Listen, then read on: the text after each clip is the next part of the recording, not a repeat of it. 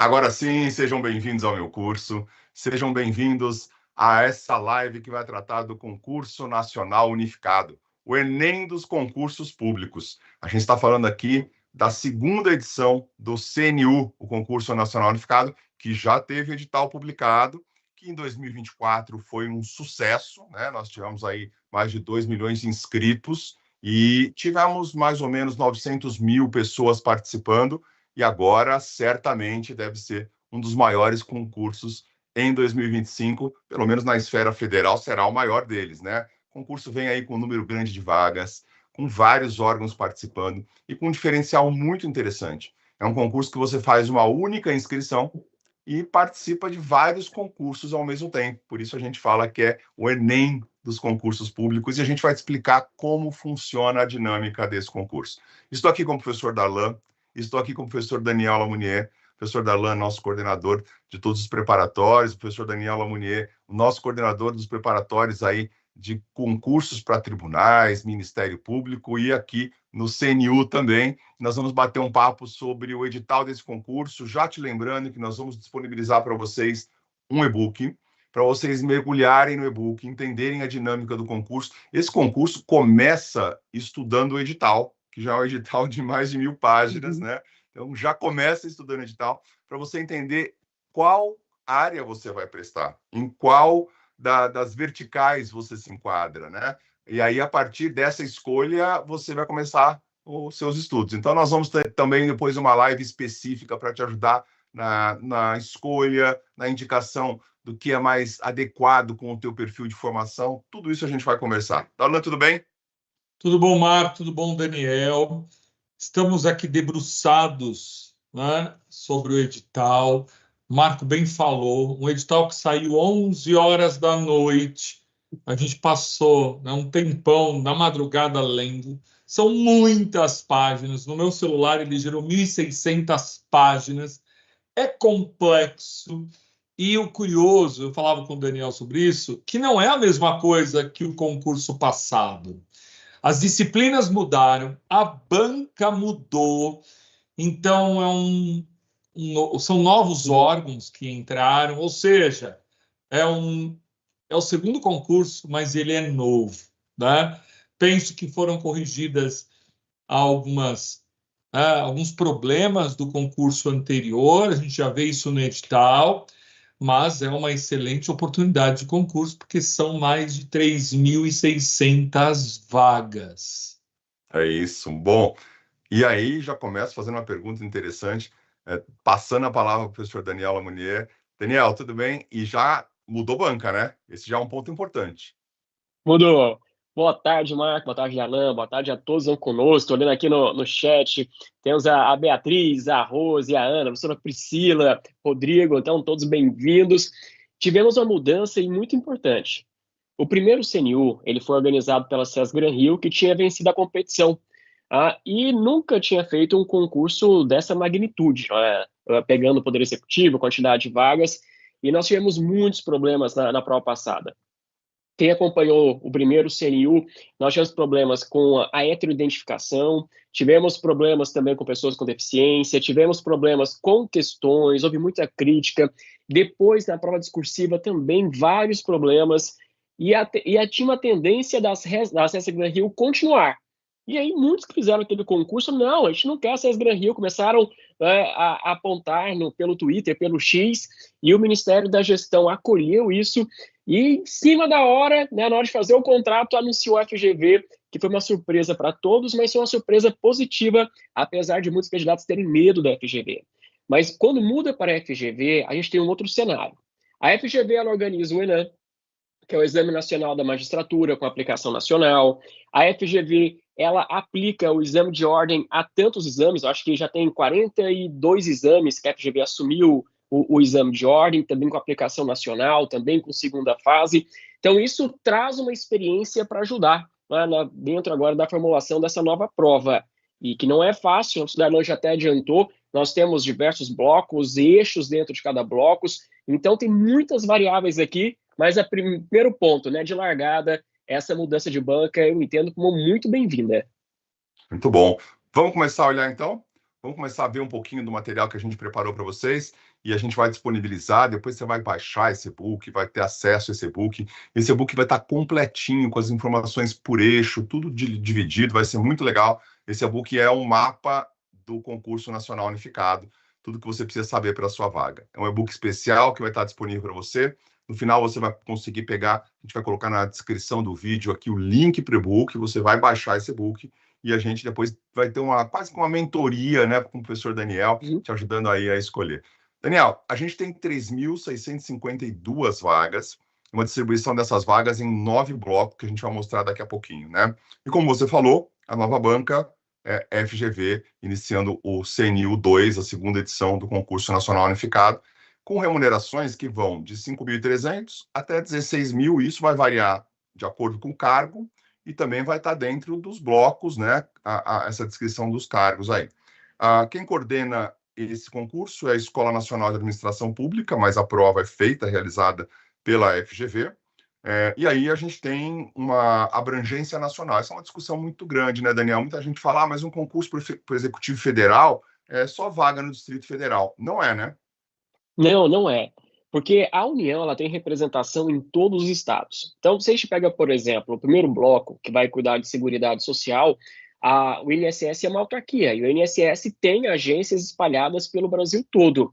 E aí dá para poder observar, pelo próprio edital, onde que estão essas lotações para poder fazer a escolha. É claro que eu tenho um percentual, né, forte de vagas para o Distrito Federal, mas eu tenho para o Brasil inteiro. Até a título de comparação. Muitos dos nossos alunos, né, do universo jurídico, nós temos o cargo de advogado da União. Esse advogado da União não vai ficar só em Brasília, então em cada estado eu tenho lotação dos advogados da União. Vai ser a mesma coisa olhando para os demais cargos agora do CNU. Legal.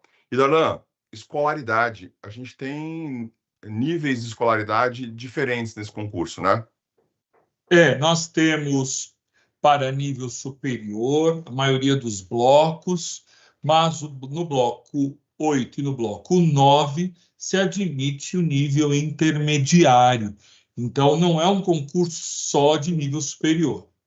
Legal. Vamos lá, vamos passar para o próximo slide aqui, onde a gente vai falar um pouquinho sobre, já entrando um pouco mais no perfil desse concurso, vamos falar sobre data de inscrição, sobre tudo isso. O edital saiu agora, dia 30, e eu queria pedir para o Daniel para falar um pouquinho sobre o período de inscrição, que já começa no dia 2/7. Já começa, já foi aberto, já. Eu entrei há pouco no site da FGV, inscrições abertas. Elas vão até o dia 20 de julho. Então, nós temos aqui um pouco mais de 15 dias para poder selecionar, para poder escolher corretamente qual que vai ser o bloco, conhecer um pouco melhor o edital, porque não está fácil, o edital é muito amplo, são muitas vagas, carreiras diferentes, então para fazer a escolha, mas pelo site da FGV. É possível pedir isenção. A taxa é uma das melhores taxas de concurso público que nós temos, justamente pelo tamanho do concurso, conseguiram baratear apenas R$70. A gente é acostumado a ver, né, valores superiores a R$200, então é convidativo, e mesmo, né, com esse valor é possível pedir isenção. Quem está inscrito no Card Único, quem for doador de medula óssea, tem que olhar o tempo, né, para fazer a doação. Também vai entrar aqui outros perfis que podem pedir, mas cuidado, para poder pedir isenção, o prazo é menor, tá? Então tem que correr já pedir isenção, embora não seja um valor tão alto como outros concursos públicos. Legal, e aí eu vou pedir para você explicar para a gente essa questão da distribuição das vagas, Daniel. A gente tem 32 órgãos participando desse concurso, né? Aderiram ao Concurso Nacional Unificado, 32 órgãos. E a gente tem vagas imediatas e vagas para provimento. Explica para a gente essa distribuição das vagas. Tá, e até um ponto, para quem não entende muito como funciona o CNU, a gente fala muito que é o Enem dos concursos, muitos já estudaram direito administrativo. Lá em direito administrativo, eu tenho licitação. Uma das formas de fazer contrato para administração pública é o chamado registro de preço, onde eu tenho um único órgão que vai ser responsável por fazer uma única licitação e vai registrar o preço para todos, né, todos os ministérios. Por exemplo, ao invés de cada ministério comprar café sozinho, né, cada um teria que fazer uma licitação, tem um único órgão, um único ministério que faz uma super licitação e aí já registra o preço do café e aí cada ministério faz um contrato específico, tá? Não tem que fazer inúmeras licitações. Foi o que aconteceu no CNU.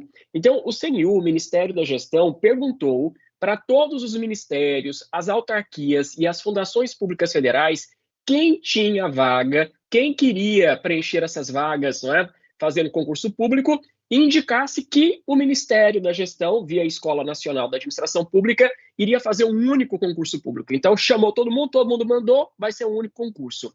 E aí, nesse caso, nós temos 3.652 vagas, que estão distribuídas em 32 órgãos federais, mas entenda também, além de órgãos, como autarquias e fundações públicas.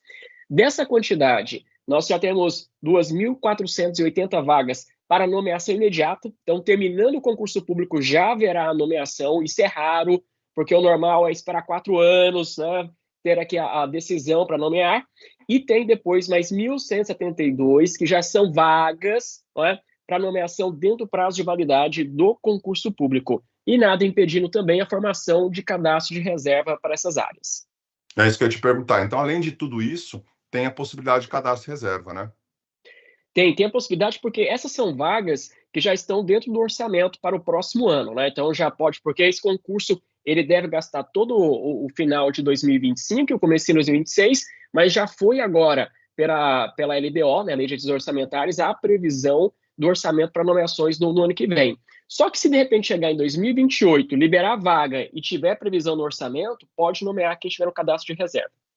Legal, muito bom. Darlan, vamos falar um pouquinho sobre a data da prova e até para a gente falar o seguinte, dá tempo de estudar nesse período? Para quem já vem se preparando para o CNU, mesmo para quem já vem se preparando para o CNU, há uma mudança no perfil do concurso. Então, vai ter que estudar, né? E isso acaba sendo bom também para quem vai começar a estudar agora. Porque imagine quem estava se preparando pelo perfil antigo, vai ter que mudar o jeito de se preparar. E quem começa agora, começa em pé de igualdade. Então, vamos falar sobre essas provas, Darlan, de nível superior e de nível intermediário. É isso mesmo, né? E o Daniel tinha feito um alerta que não dá para prestar mais de uma área, né, Daniel? Por conta da data das provas. Isso, não dá para poder fazer a inscrição no nível superior e o nível intermediário para fazer a prova no mesmo dia, porque foi colocado no mesmo horário. Juntas. Então, a prova objetiva, 5 de outubro, e discursiva, 7 de dezembro.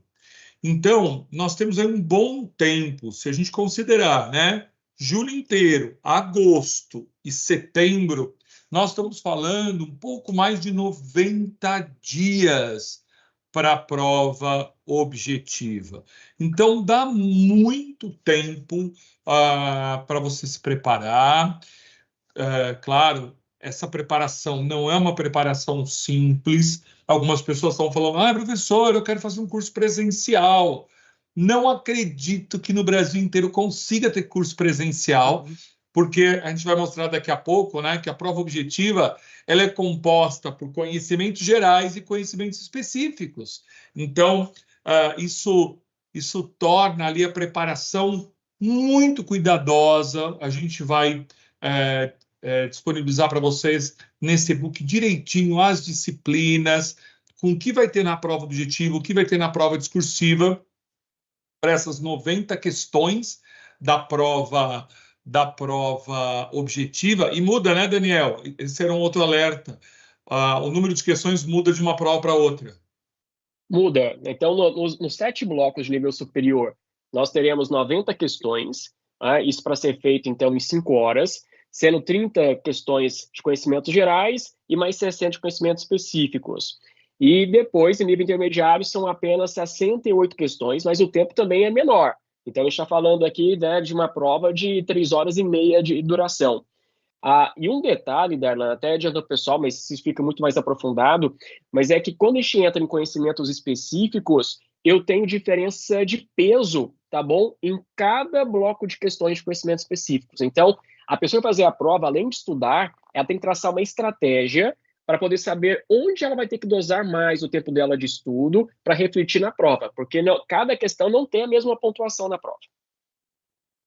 Isso é muito importante na hora de olhar para o edital, né? Por isso que a gente vai ter depois uma análise minuciosa e por isso que o e-book também vai te ajudar. Esse e-book vai mergulhar um pouquinho nisso, vai te dar uma diretriz aqui. Aliás, vamos agora para a parte mais importante, para distribuir todos os eixos, os blocos e dentro dos blocos os eixos temáticos. Então, a gente tem, nesse concurso de 2025, no segundo CNU, a gente tem, ao contrário do primeiro, que tínhamos 8 blocos, agora a gente tem 9 blocos, né? E aí vale a pena a gente falar um pouquinho sobre cada um deles. Vou pedir para o professor Daniel começar a explicar e a gente vai interagindo aqui essa divisão dos blocos temáticos, porque, na verdade, a primeira escolha do candidato vai ser essa, vai ser qual bloco ele vai prestar, para qual bloco ele vai prestar, é isso?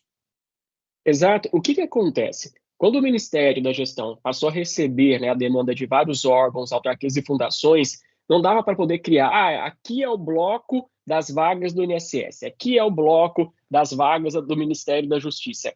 Porque tem vaga do Ministério da Justiça em cargo ali que é semelhante a um cargo de um outro ministério. Então, eles começaram a criar blocos que são temáticos para agregar os cargos comuns. Então, nós temos 7 blocos de nível superior e 2 blocos de nível intermediário. O primeiro bloco, ele vai cuidar sobre seguridade social. Então, nós tínhamos um universo de concurseiros já numa expectativa muito grande do concurso público para o INSS, que ia até abrir avulso, né? Não ia entrar no CNU, e aí esse ano houve a mudança, isso lá por volta de abril, e aí entrou, então está aqui quando a gente pensa em analista previdenciário, vai entrar nesse bloco 1, mas além de outros cargos que envolvem assistência social e saúde. No bloco 2, nós teremos cultura e educação. Então, aqui tem várias vagas envolvendo o Ministério da Educação, também envolvendo a possibilidade de fundações e autarquias que envolvem educação. Terceiro bloco, ciência. Aqui, só pegar aqui, fugiu só um instantinho. Pronto, voltou. Ciência, também dados e tecnologia, isso em especial com o Ministério da Ciência, Ministério da Tecnologia, a engenharia e arquitetura, depois a administração. O terceiro bloco é um terceiro bloco mais voltado para a ciência da computação, estatística, matemática, TI, né? O terceiro bloco é essa galera, né?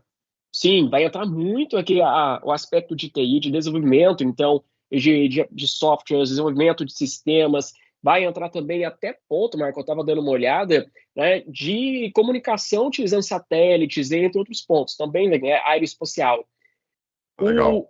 O bloco de administração, ele é interessante, porque muitos concurseiros que buscavam, né, quando tinha um concurso de TRF ou TRT, era normal ter o cargo de analista judiciário, área administrativa.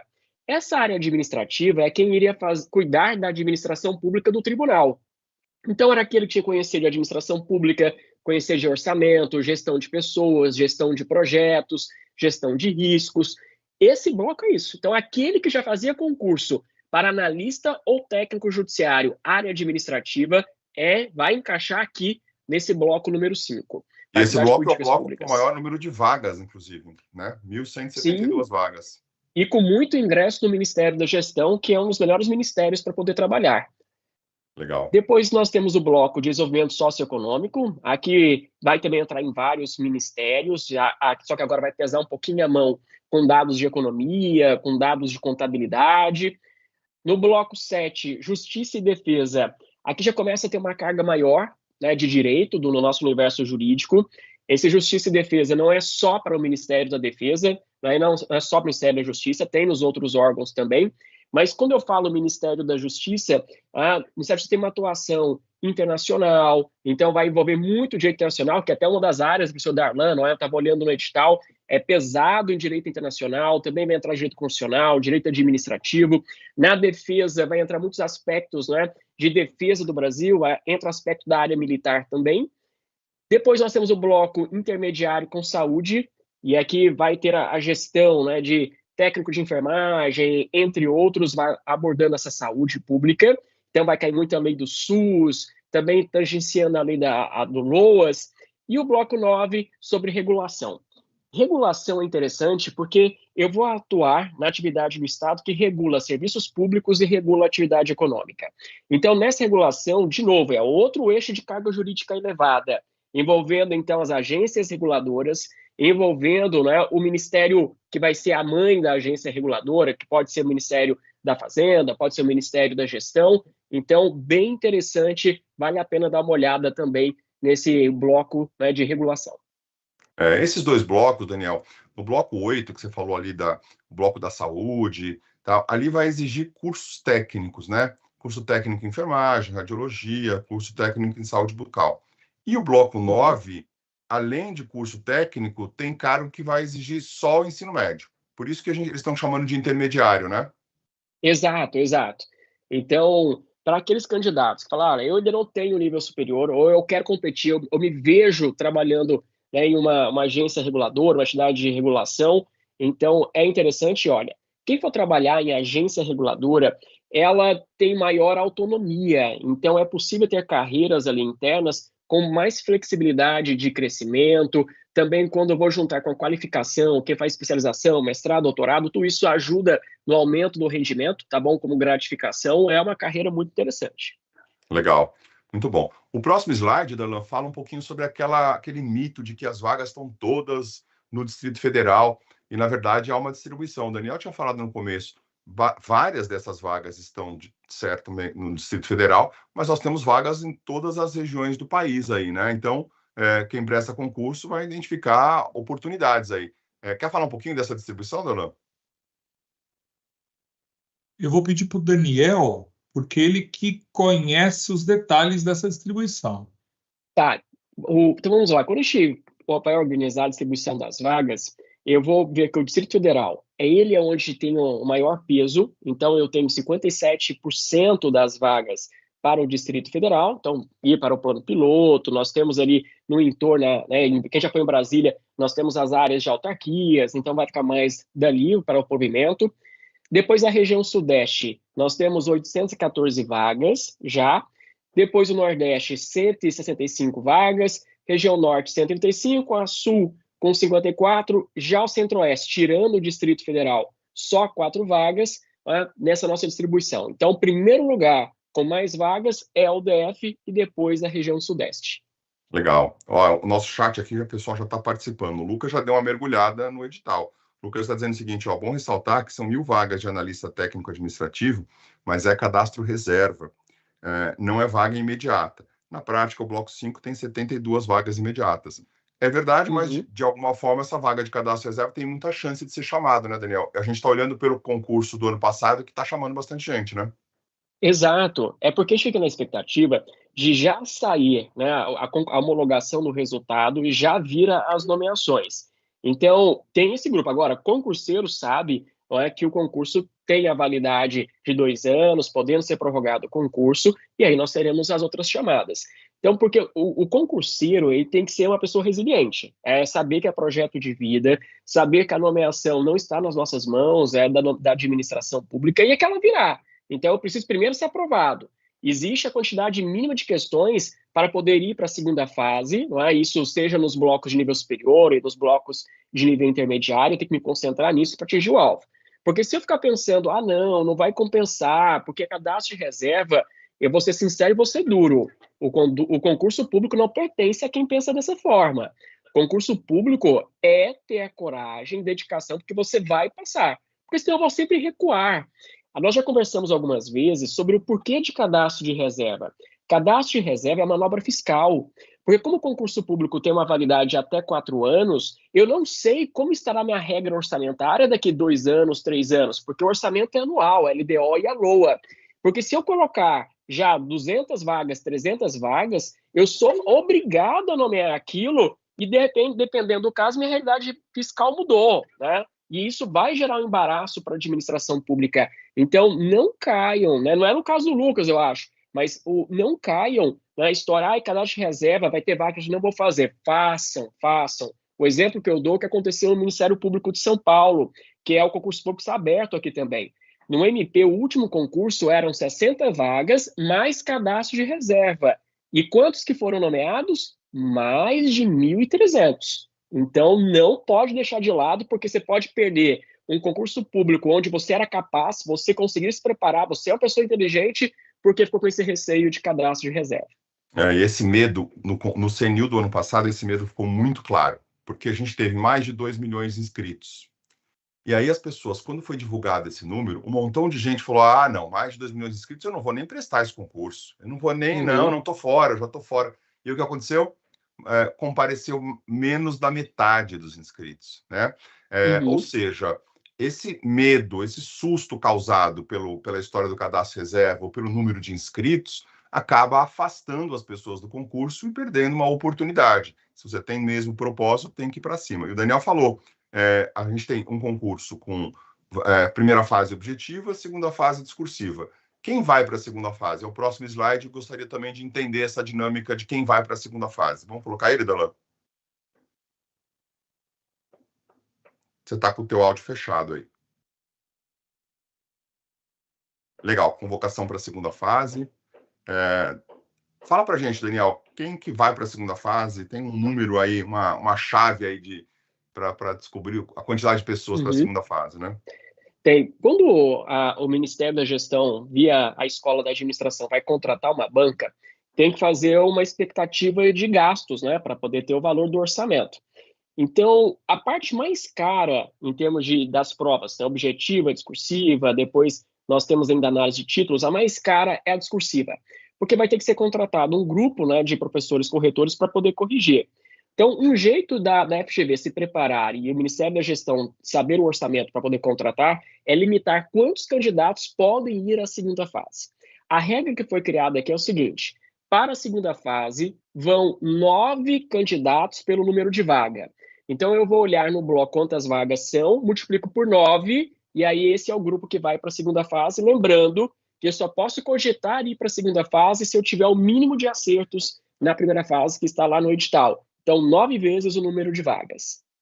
Legal. Então, vai ter uma dinâmica aí da quantidade de acertos, ou seja, é uma matemáticazinha que vai ser feita aí para a segunda fase. E a segunda fase, ela diferencia, né, dos eixos 1 ao eixo 7 para o eixo 8 e 9, né, Daniel? Do eixo 1 ao eixo 7 é um perfil de prova na segunda fase, eixo 8 e 9 é outro, para o bloco, né?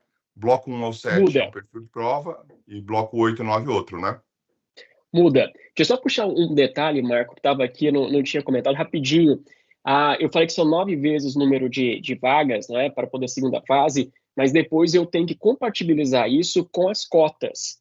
Então, até tem um exemplo aqui. Se são 100 vagas, né, eu terei 900, então, que irão para a segunda fase, naquele grupo, naquele bloco, só que 585 ampla concorrência, e depois eu tenho pessoas negras com 225, eu tenho 27 indígenas, 18 quilombolas e 45 PCDs. Então, depois tem que olhar, né, em qual grupo você fez a inscrição, se é para concorrência ou se é por cotas e qual cotas.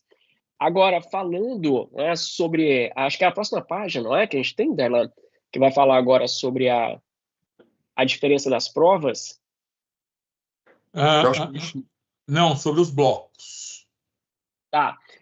Mas só falando a diferença, então, da segunda fase. Nós temos aqui de questões discursivas, aplicando para aqueles blocos de nível superior, e tem redação também sendo aplicada para o nível intermediário.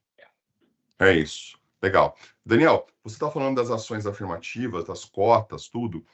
Eu vou pedir para o Darlan, para ver se a gente consegue colocar na página 27, porque ele fala um pouquinho sobre isso e fala sobre uma novidade no CNU, que é a medida de equilíbrio de gênero, né? Que não tinha no concurso passado, e que agora nesse concurso entra. Então, além das cotas, que a gente tem as cotas previstas no edital, a gente tem lá cota de negros, né, pessoas negras, indígenas e quilombolas, a gente também tem os 5% das vagas para PCD e a gente tem uma medida de equilíbrio de gênero aí. Consegue colocar para a gente, Darlan, esse slide? Sim, deixa eu só pegar ela aqui.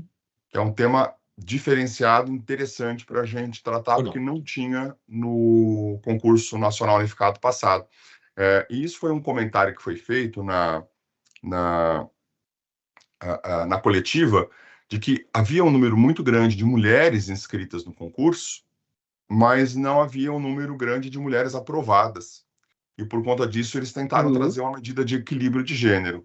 E aí, se você puder falar disso, Daniel, para a gente poder bater essa bola aqui. Claro. Então, qual expectativa? Aliás, essa mesma medida foi adotada pelo CNJ quando a gente tem depois a progressão, não é, para os tribunais, então, de juízes. A ideia é conseguir garantir uma paridade entre desembargadores, já pensando aqui nos tribunais, entre homens e mulheres. E aí, isso também se refletiu agora no Poder Executivo Federal. Então, a ideia é buscar um equilíbrio em que pelo menos 50% das classificadas forem mulheres, né? Haverá convocação até atingir essa proporção. Então, eu vou cuidando. Se eu perceber que houve uma redução, então passou, tem 60% de homens, eu vou puxando mais agora as mulheres para sempre buscar esse equilíbrio, vou fabricar esse equilíbrio, tá bom, de paridade. E aí é uma convocação extra, até conseguir assumir, atingir aquele número, né? Perfeito, isso mesmo. Legal, muito bom. Então, essas são ações afirmativas do concurso, são bem importantes aqui. Eu acho que a gente passou pelos pontos principais para a abertura, para essa live de abertura agora. Podemos falar um pouquinho sobre o cronograma, se for interessante, está no próximo slide, e aí convidar vocês a baixarem o book, que vai ter o desenho aí dos blocos, dos eixos, tudo direitinho, e depois a gente faz um bate-papo aprofundado sobre a escolha desses blocos e desses eixos, mas estou vendo aqui já a Beatriz dizendo, bloco 1 é o meu, estou vendo a Carla dizendo, vou fazer o bloco 5, tem algumas vagas para a direita, então o pessoal já está começando a se identificar aí com esses blocos. Perfeito. Vamos lá, falar um pouquinho do cronograma? Está na tela o nosso cronograma. De 2 a 20, o período de inscrições, então um período curto, né? E de 2 a 8, como o Daniel falou, o pedido de isenção. Prova objetiva 5/10, depois convocação para a prova objetiva 12/11. Ou seja, um calendário bom, né? Dá tempo de estudar. O ponto de atenção é não perder o período de inscrições. É isso. Prova discursiva já está dia 17/12, enfim. Um curso que vai ao longo desse segundo semestre e começa a chamar, provavelmente, no primeiro semestre de 2026, né? Daniel, dá tempo de se preparar? Dá tempo, até porque esse é um concurso público que ele é muito difuso, né? Nós temos vários cargos diferentes. Isso faz com que as pessoas não consigam já ter aquele planejamento de 2, 3 anos para aquele concurso público. Então, a realidade é que a imensa maioria dos candidatos vai começar os estudos agora, ou começou há pouco tempo, há 2 meses, 3 meses. Dá para poder girar o edital. A parte de conhecimentos gerais é algo diferente para todos, praticamente. Tem aspectos mais humanísticos nos conhecimentos gerais, tem ali muitas questões envolvendo democracia, direitos políticos. Então, é preciso encaixar essa descoberta desse conteúdo, porque é diferente dos outros concursos públicos para quem fazia para tribunais, por exemplo, ou quem fazia para Ministério Público. E depois, quando a gente vai para os eixos, o conteúdo, de uma forma geral, não está tão extenso nos eixos. Então, dá para se organizar. A prova, no caso, é em outubro. Então, nós temos o mês inteiro de julho, temos o mês de agosto, temos o mês de setembro. Temos 3 meses de preparação. Se tiver disciplina, conseguir construir um planner e ir seguindo ele, não é, com disciplina, dá para chegar muito bem preparado para fazer essa prova. Mas não pode ficar naquela expectativa, não, eu vou pensar melhor, vou começar depois em agosto ou setembro, aí o tempo está diminuindo. Então, tem que construir agora, entender essa prova, tá? Entender como é FGV. Não dá para estudar olhando as questões da SES Gran Rio. FGV não tem nenhuma relação com a SES Gran Rio, é outro perfil de prova. Eu até indico, para quem quiser dar uma olhada, pesquise depois as questões mais recentes da FGV, envolvendo até mesmo tribunais. Tem alguns órgãos do Poder Executivo que contrataram a FGV também de 2024 e 2025. Podem esperar questões práticas. É até um desejo do Ministério da Gestão fazer a contratação, que é para colocar questões que envolvam a atividade dos cargos. Não era como aquele concurso clássico, eu quero saber o que é ato administrativo. Não, é como que eu aplico o ato administrativo na realidade. Então, pode esperar uma prova prática e uma prova extensa. Prova da FGV, eu estou falando de enunciados de 5 a 8 linhas, mais ou menos. Então, eu vou ter que domar esse tempo, porque nós teremos ali 90 questões para poder fazer em 5 horas. É um tempo curto para a primeira fase. Um outro ponto, Mark e Darlan, também para ficar atento, é que depois da prova discursiva, nós teremos análise de títulos. Então, é importante já que o candidato veja se ele já tem especialização, se falta algo, né, para poder conseguir a certificação do mestrado ou do doutorado, deixar tudo pronto, porque na fase de títulos, eu tenho um ganho de pontuação. Não é uma fase eliminatória, ela é apenas classificatória. Então, apresentando o título, você pode ultrapassar diversos outros candidatos. Então, não pode bobear com isso, tá? A apresentação de títulos entre 13 e 19 de novembro. Legal. Talan, a apresentação de títulos entre 13 e 19, o candidato que começou uma pós-graduação, por exemplo, no mês passado, no mês retrasado, e se ele concluir essa pós em 6 meses, ele consegue apresentar esse título se tiver o certificado, né? Dá sim, dá tempo de você ter pós-graduação, né, em 6 meses e apresentar como título para ter desempate, ter uma melhor colocação. E a pós-graduação, meu curso, está com um descontão de 77%. Ninguém está nem acreditando. Ontem uma aluna ligou lá no curso dizendo: eu entrei no site, será que esse valor está errado? Né? Mas eu me inscrevi. Então está com 77%, é 999 hoje. Esse desconto ele é decrescente. Então aproveita, corre, se inscreve na pós-graduação, que dá tempo de você ter um título para o seu concurso. Legal. Esse tempo de preparação exige método, exige metodologia. Se você estudar de forma desorganizada, você perde a chance de ser aprovado.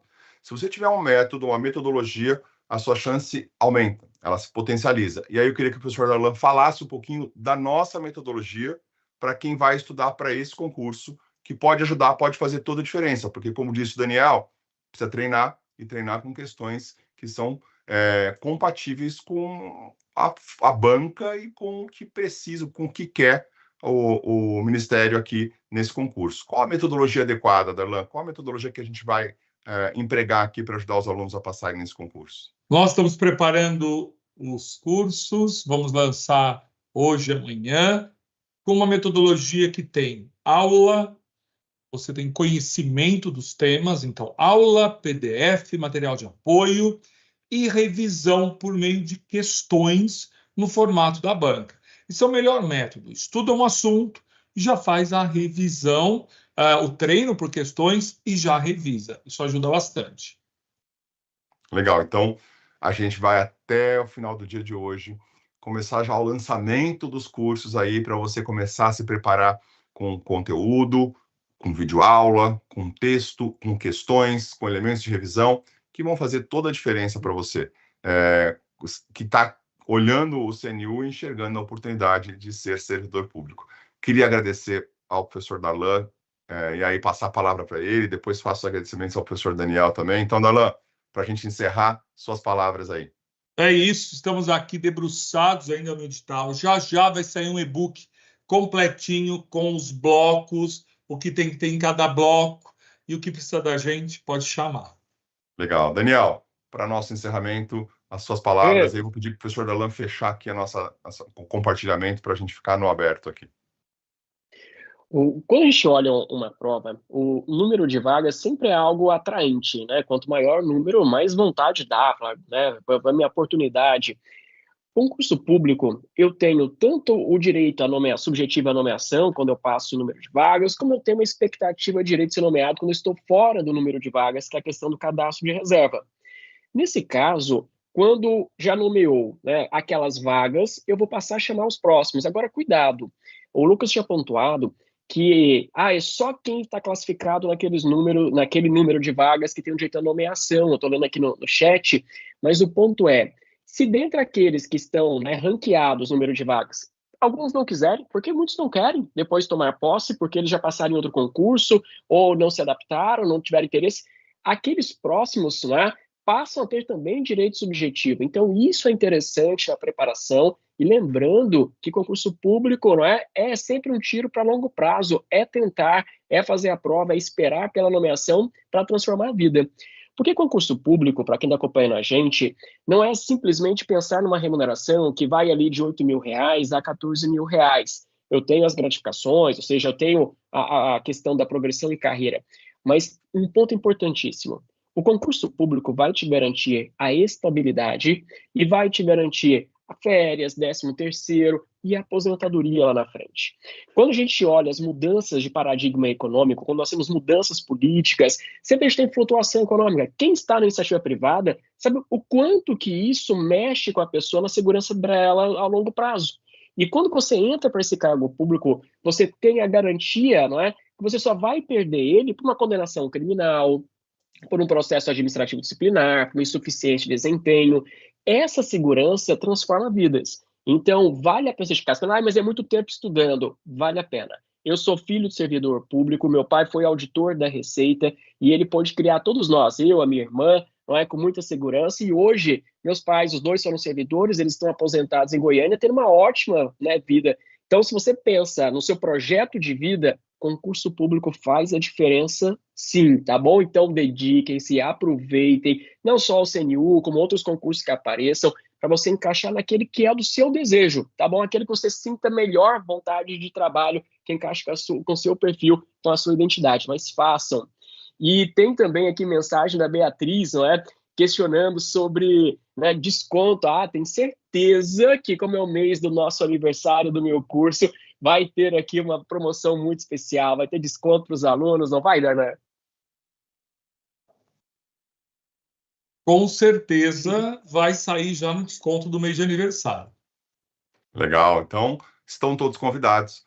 Quem tem interesse em prestar concurso público, essa é uma grande oportunidade. O CNU deve ser, mais uma vez, como foi o ano passado, um concurso com um número muito grande de participantes, mas com também um número muito grande de oportunidades, né?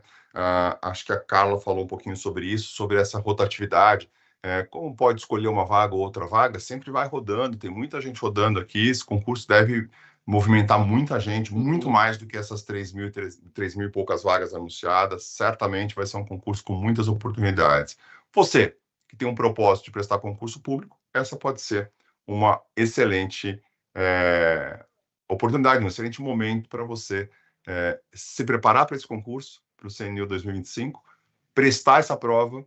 De repente é o teu momento, você sai aprovado desse concurso, ou se não for o teu momento, você aprende como é, porque 2026 também vai ter CNU. Ou seja, você já começa a sua jornada, que pode se encerrar no final desse ano com a aprovação, ou pode se estender por mais uma rodada e você aprende a dinâmica desse concurso. Obrigado, Darlan, pela participação, obrigado, Daniel, pela participação, obrigado a todos vocês que estão aqui no chat conosco.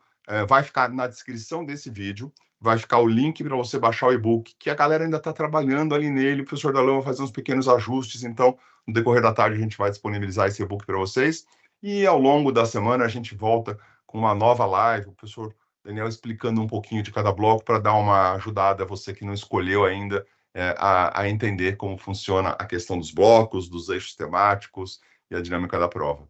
Grande abraço a todos, até a próxima, tchau, tchau.